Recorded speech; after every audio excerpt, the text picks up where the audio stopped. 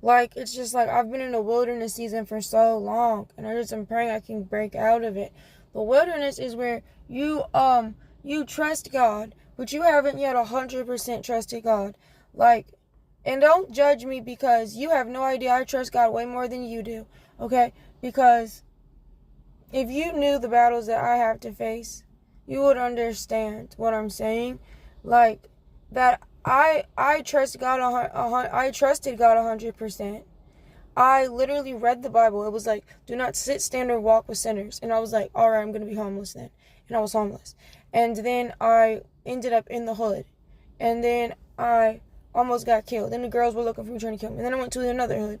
And then I ended up with this guy, and it's just like all the things that had happened before I moved in with him were so terrible that I thought, like, well, I don't. And then even before that, before I got saved, were more terrible. So I kept using that as leverage for me to not go back out there and try to live. And then sometimes it hurts me the most when I see that God tried to give me a blessing and I turned it down. Like when I saw my friend standing at 7-Eleven, she needed a ride.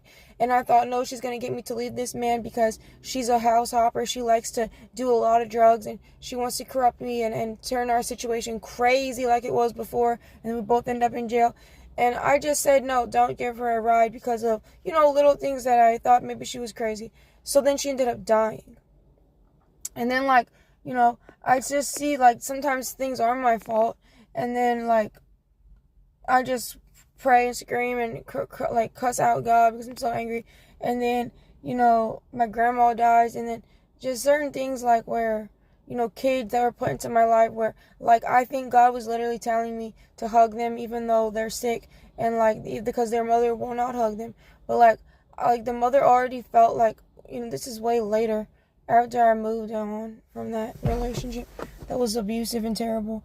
But I just like he said you can't listen to rap music, and then you can't do like you can't look niggas in the face, and he would try to fight me.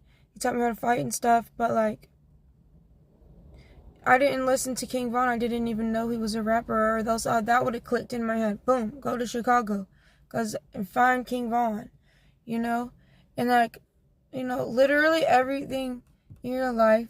God knows when you're gonna mess up, and that the thing that makes me mad is that there are people that are literally evil, and that I am mad at myself all the time over the smallest things, and I don't realize it until I see the truth behind other people and that they are the seed of the devil.